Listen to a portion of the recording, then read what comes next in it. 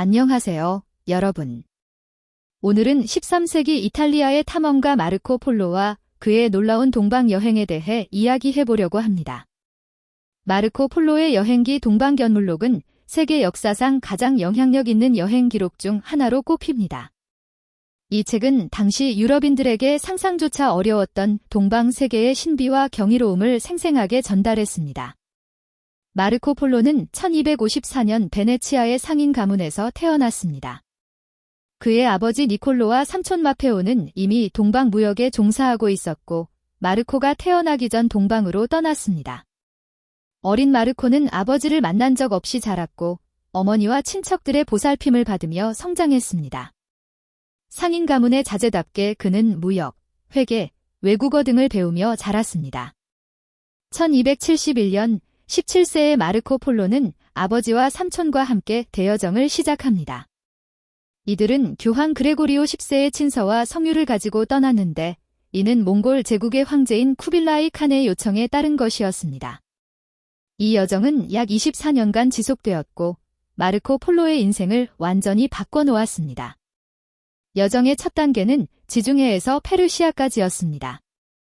그들은 먼저 현재의 이스라엘 지역인 아크레로 갔고 여기서 새로 선출된 교황의 친서를 받았습니다. 그 후 아르메니아를 거쳐 페르시아로 향했습니다.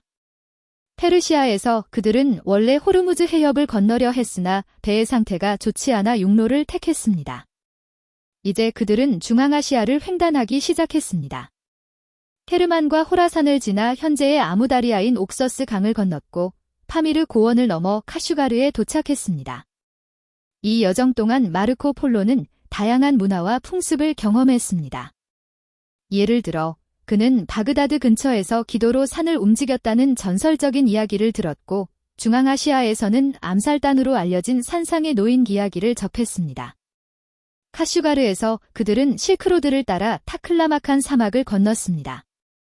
야르칸드, 호탄 등의 오아시스 도시를 지나며 마르코 폴로는 이 지역의 풍습과 자원에 대해 상세히 기록했습니다. 특히 비취 채굴에 대한 기록이 인상적입니다. 그 후 그들은 두낭을 거쳐 고비 사막을 횡단했습니다. 이 과정에서 마르코 폴로는 사막의 위험과 신기한 현상들, 예를 들어 신기루나 사막의 소리 등에 대해 기록했습니다. 1275년 마르코 폴로 일행은 마침내 쿠빌라이 칸의 여름 궁전이 있는 현재의 내몽골 자치구 상도에 도착했습니다. 쿠빌라이 칸은 이들을 환대했고 특히 젊고 총명한 마르코 폴로에게 관심을 보였습니다. 쿠빌라이 칸은 마르코 폴로에게 다양한 임무를 맡겼는데 그는 칸의 특사로 중국 전역을 돌아다니며 각 지역의 상황을 보고했습니다. 이 과정에서 마르코 폴로는 중국의 다양한 지역과 문화를 직접 경험할 수 있었습니다. 마르코 폴로는 쿠빌라이 칸의 겨울 수도인 베이징에서 많은 시간을 보냈습니다.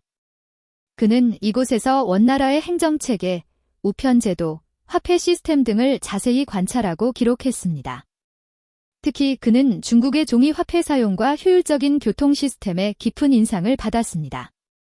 마르코 폴로는 중국 남부, 즉 남송 지역도 탐험했습니다. 그는 항저우에 대해 특히 상세히 기록했는데 이 도시의 규모와 번영, 그리고 정교한 운하 시스템에 깊은 인상을 받았습니다. 그는 양쯔강을 따라 여행하며 이 지역의 풍요로움을 목격했고 수저우의 비단 생산, 난징의 규모, 우한의 차 무역 등에 대해 기록했습니다. 또한 그는 푸젠성과 광둥성 등 남중국해 연안 지역도 탐험했습니다. 여기서 그는 차, 도자기, 향신료 등의 무역에 대해 배웠고 이 지역의 해상 무역의 중요성을 인식했습니다. 마르코 폴로는 중국에서의 임무 중에 동남아시아와 인도 지역도 방문했다고 주장합니다. 그는 미얀마의 황금탑과 루비 광산에 대해 언급했고 베트남의 문화와 자원에 대해서도 기록했습니다. 인도에 대한 마르코 폴로의 기록은 특히 상세합니다. 그는 인도의 카스트 제도, 힌두교의 풍습, 향신료 무역 등에 대해 자세히 설명했습니다. 특히 그는 남인도의 진주 어업과 코로만델 해안의 무역에 대해 생생하게 묘사했습니다. 1292년 마르코 폴로 일행은 귀환을 결심합니다. 쿠빌라이 칸은 그들에게 페르시아로 가는 공주를 호위하는 임무를 맡겼습니다.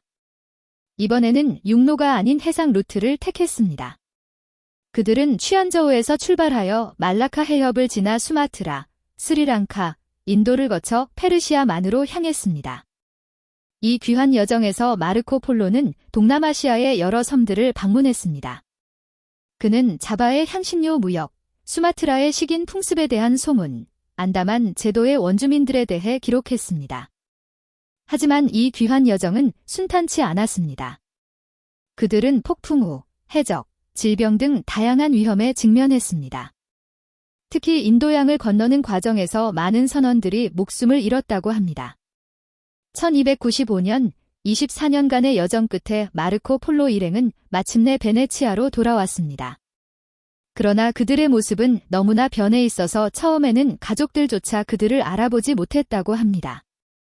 귀환 후 얼마 지나지 않아 1298년 베네치아와 제노바 사이의 전쟁 중 마르코 폴로는 포로로 잡혀 제노바의 감옥에 갇히게 됩니다. 이 감옥에서 그는 운명적인 만남을 하게 됩니다. 바로 동료 수감자였던 작가 루스티첼로와의 만남이었죠. 마르코 폴로는 루스티첼로에게 자신의 여행담을 구술했고 이것이 바로 동방견물록의 시작이 되었습니다. 동방견물록은 단순한 여행기가 아닙니다. 이 책은 13세기 아시아의 지리, 민족, 정치, 경제, 문화 등을 아우르는 백과사전적인 내용을 담고 있습니다.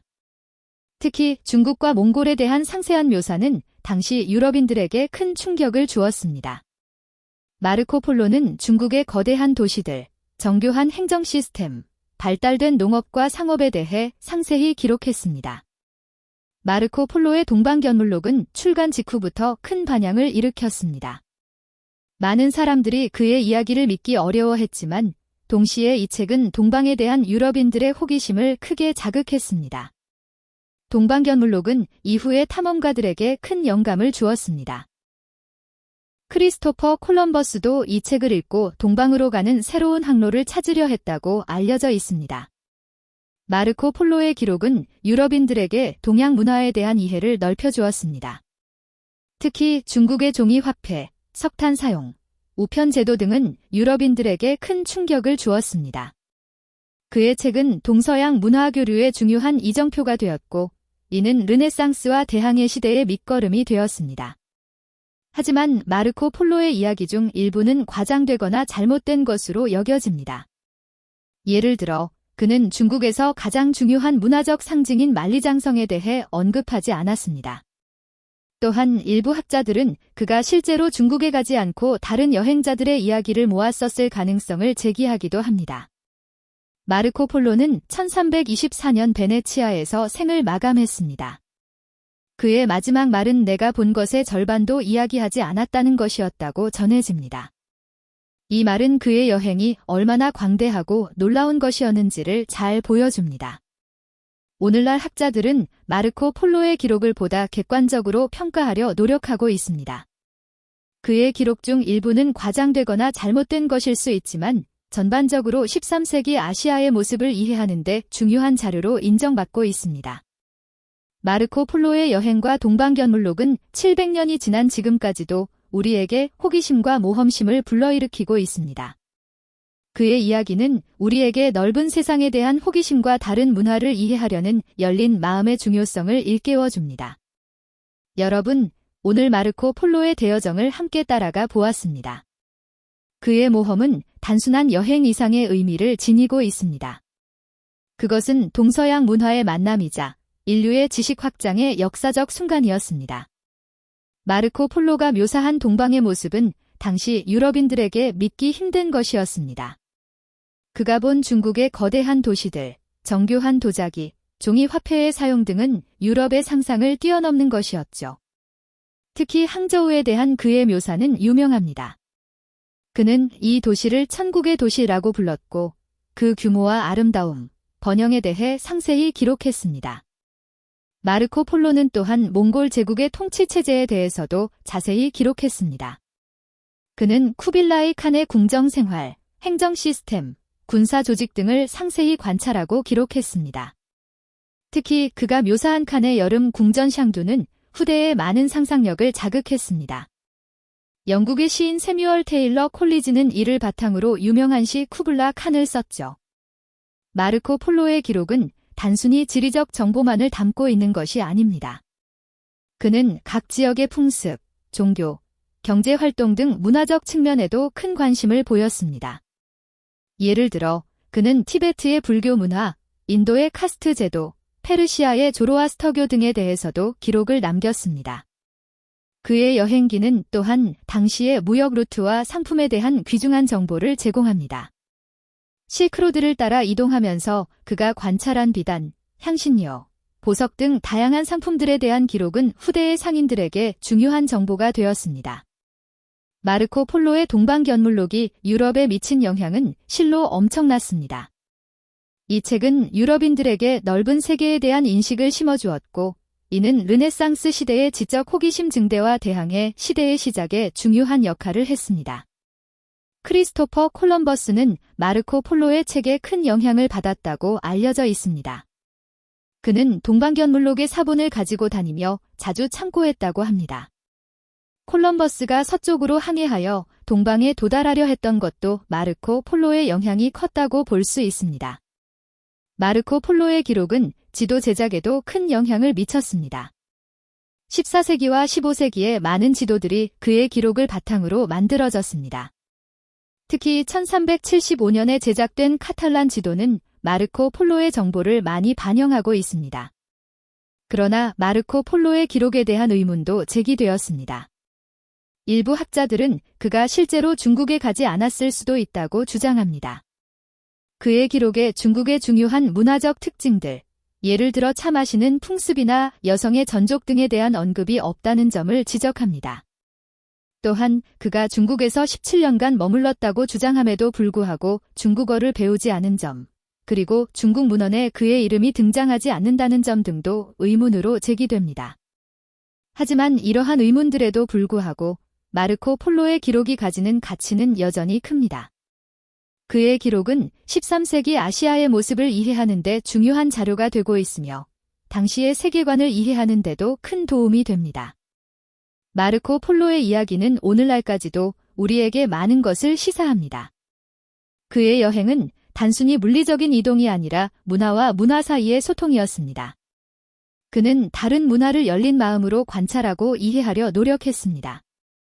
이는 오늘날 글로벌 시대를 살아가는 우리에게도 중요한 태도일 것입니다. 또한 마르코 폴로의 이야기는 우리에게 모험심과 호기심의 중요성을 일깨워줍니다. 그는 알려지지 않은 세계를 향한 두려움을 극복하고 새로운 경험을 추구했습니다. 이러한 정신은 오늘날 우리가 직면한 다양한 도전들을 극복하는 데 필요한 자세일 것입니다. 마지막으로 마르코 폴로의 이야기는 기록의 중요성을 보여줍니다. 그의 여행이 후세에 큰 영향을 미칠 수 있었던 것은 그가 자신의 경험을 상세히 기록했기 때문입니다. 이는 우리에게도 우리의 경험과 지식을 기록하고 공유하는 것의 가치를 일깨워줍니다. 여러분, 오늘 우리는 마르코 폴로의 대여정을 함께 따라가 보았습니다. 그의 모험은 700년이 지난 지금까지도 우리에게 영감을 주고 있습니다. 우리도 마르코 폴로처럼 세상을 향한 호기심과 모험심을 잃지 않기를 바랍니다. 그리고 우리가 경험한 것들을 다른 이들과 나누는 것의 가치를 기억하시기 바랍니다. 마르코 폴로의 이야기는 우리에게 세상은 우리가 생각하는 것보다 훨씬 더 넓고 다양하다는 것을 가르쳐줍니다. 그리고 그 넓은 세상을 탐험하고 이해하려는 노력이 얼마나 가치 있는 것인지를 보여줍니다. 오늘 긴 시간 동안 마르코 폴로의 여정을 함께 해주셔서 감사합니다. 여러분의 삶에도 마르코 폴로와 같은 모험과 발견의 순간들이 가득하기를 바랍니다. 다음에 또 다른 흥미로운 이야기로 찾아뵙겠습니다. 안녕히 계세요.